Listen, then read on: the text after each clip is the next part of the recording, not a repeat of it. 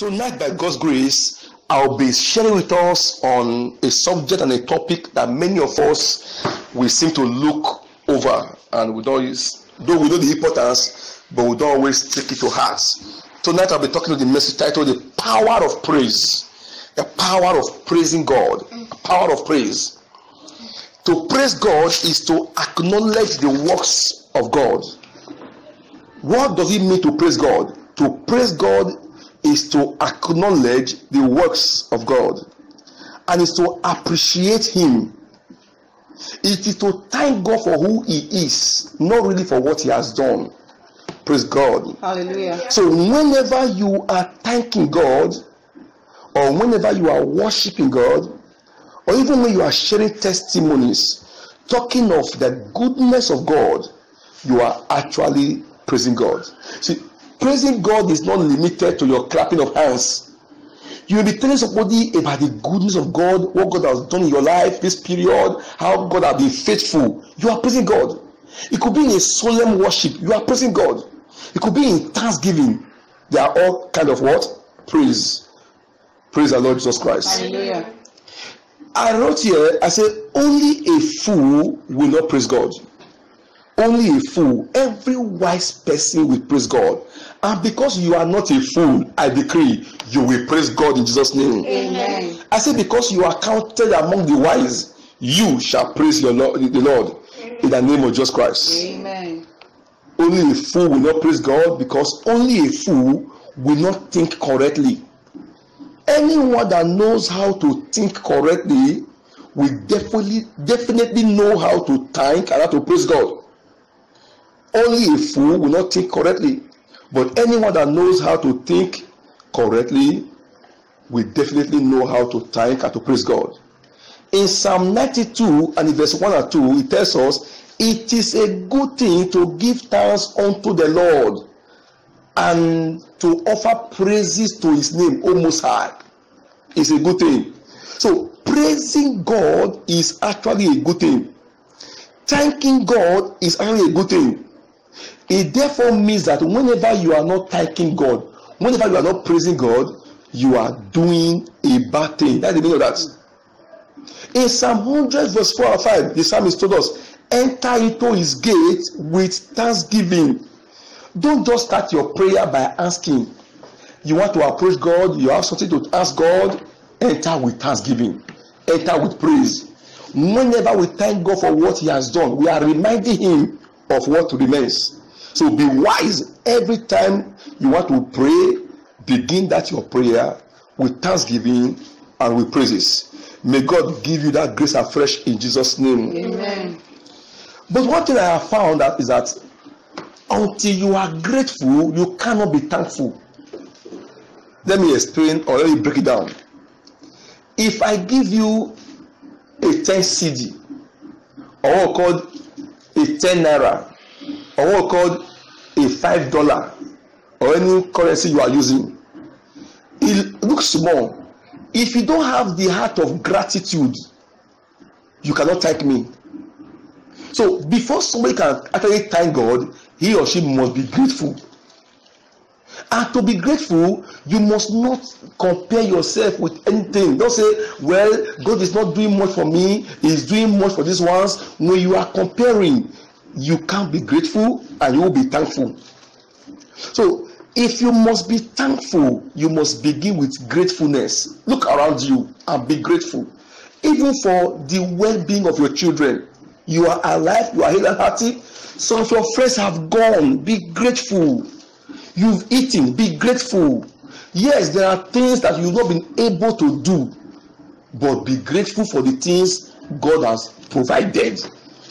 Praise the Lord Jesus Christ. Hallelujah. Whenever you are grateful, then thanksgiving will be easier. So if you are grateful, you will be thankful. And if you are thankful, you will naturally be praiseful. It is thanksgiving that leads to praise. That's why when you are thanking God, thank you Lord for this, thank you Lord for this, before you know, you start singing. So thanksgiving, it leads to praises. Praise God. Hallelujah. And one thing God is looking for, please help me read John 4:23 and 24. Jesus was speaking. John 4:23 and 24. Who gets there first? Read. John 4:23 and 24.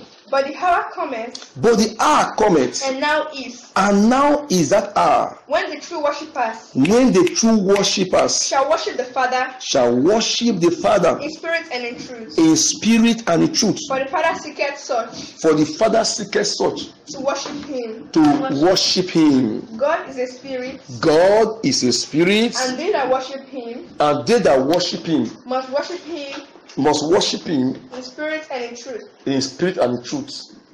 Praise God. Hallelujah. Praise the Lord Jesus Christ. You see, what I want us to notice there, that the Father is seeking for true worshippers. The Father is seeking for those who are worshiping him, not because of what he has done, but for who he is as God.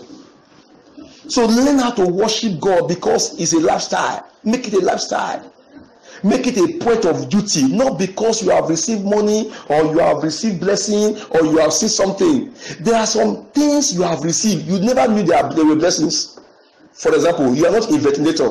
If you are a ventilator, you will know that the air you breathe is a blessing. So God is seeking for those who don't have any motive, biased motive, before they can worship him.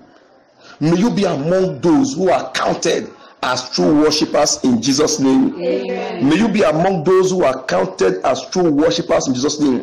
See, people that worship him in spirit and in truth. Genuine praises and worship bring God down to your situation. You see, that's why at times there are things you have been praying for and you've not seen answer. Stop praying. Switch to praise. When you begin to praise God, thanking God and worshiping God, God naturally comes in, and without even you knowing, he fixes that thing. Because the Bible says in Psalm 22 verse 3, he said the Lord is holy. He inhabits the praises of his people. So you don't pray for God to inhabit your praise. When you are praising him, he just comes and he dwells with you. He rejoices with you. He inhabits the praises of his people. I pray for somebody today. May God inhabit your praises. Amen. In Jesus' almighty name. Amen. The Bible says, let the people praise thee, O Lord, and let all the people praise thee. Psalm 67 verse 5 to 7. Psalm 67 5 to 7 says, so shall the earth yield her increase. See, when you are praising God, naturally what you experience is increase and multiplications. Exponential multiplications, not just in arithmetic progression, but in geometrical progressions. Things you never asked for, they will be released to you in the name of our Lord Jesus Christ. Amen. So the advice from the psalmist, that is King David, he said, let the people praise God. Let the people stop murmuring. Let them begin to praise God. Forget your situation in praise. Abandon that your problem in praise. Burst into praises, burst into worship. Praise the Lord Jesus Christ. Hallelujah. The Bible says in Psalm 114, in verse 1 to 8, please ensure you read the scriptures. In Psalm 114, verse 1 to 8, he said, when the people of God left Egypt, he said, when God's people left Egypt to the promised land, he said, Judah was their sanctuary. Come on, the word Judah is translated as praise or as worship. Judah was, so when they were coming on the way, traveling from Egypt to the promised land, their major instrument of strength was praises. They were praising God. They were praising God. They were thanking God. Yes, there could be sometimes they murmured and so on, but praises and worship kept them going. And as they begin to praise God and to thank God, he said, Judah became, the presence of God came down, that even the mountains saw the presence and escaped like rams. The hills fled, problems disappeared. So when you put praise in front of your family, your business, your finances, when you seek the praise of God first, I tell you, the problem you would have met on the road will be melted. Amen. I say it will be melted. Amen. That mountain will turn to plain. Amen. As you begin to praise God. Amen. In Jesus' name. Amen. Look at the story of Paul and Silas We were told in Acts 16, after they were seriously beaten, they were in chains. They were not just thrown into the prison. The Bible said they were thrown into the innermost parts, the dungeon of the prison. They were still on chains, they were still bound, but they began to pray. After prayer, they began to praise God. And it was midnight. The Bible says in Acts 16 and in verse 24 and 25, Acts 16, 24 and 25, it says, and as they were praising God, it says, suddenly, the presence of God came down in a form of an earthquake. From the foundation of the prison, the whole prison shook to the extent that all the prison doors were opened. And even the chains on the hands of Paul and Silas and on the hands of all the prisoners were loosed. That is the power of praise. When you begin to praise God as a family, know what happened? Everyone connected with your family, with you, that the devil has put chains on their hands and on their legs, those chains will be broken in Jesus' name. Amen. Your praises and your worship can actually travel to everyone connected with you and release them. That's how Paul and Silas were released, to an extent that the jailer saw it. He said, this must be God. And he repented. He called them sir. He said, sir, what shall I do to just be like you, to carry this power? They say, receive Jesus as Lord and Savior. Then that man and his family believed God. They got repented. They were baptized that same night because of the power of praise. So the power of praise can actually convert your neighbors. Amen. Miracles and testimonies will be happening that you never knew that they happen through that your praises. Praise the Lord Jesus Christ. Hallelujah. At this juncture, I want to recommend what I do in my family by God's grace, with my children, with my wife. Thank God for my wife, who God has endowed with a singing gift. Thank God for my children, who are also cooperative in this area. You too can also raise your family. What we do minimally is that we and the children, my wife and the children, we have a 30 minutes of praise every morning and 30 minutes of praise every evening. So every day there is a guarantee of 1 hour praise. And at this time of praises, even when phone call comes, we don't pick it. Even when somebody we don't pick it, because we are in serious business with God. I want you to be disciplined in this direction as a family, as a company, in your business. You can. With our children, every day by God's grace, we maintain 1 hour praise.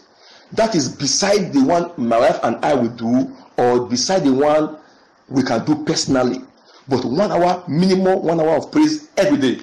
Just imagine you maintain 1 hour of praise every day for 3 months. Your house will become like the house of Obed-Edom.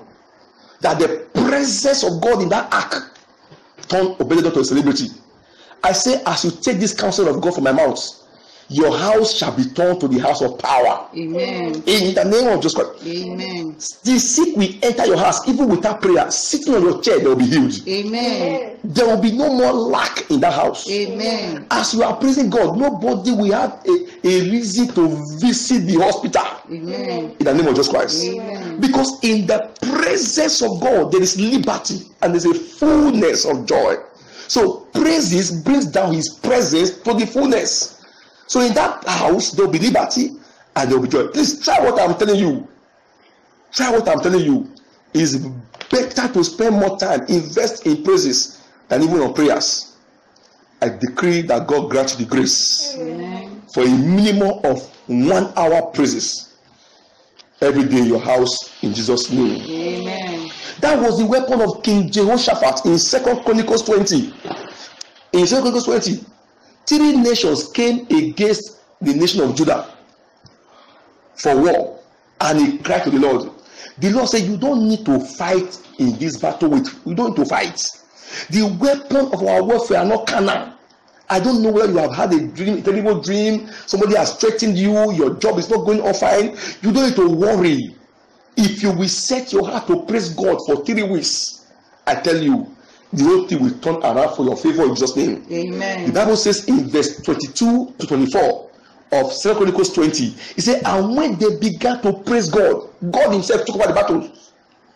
He said, the Lord set an ambushment against the children of Ammon, of Marcia, and the other nation. and they began to fight themselves and they destroy themselves.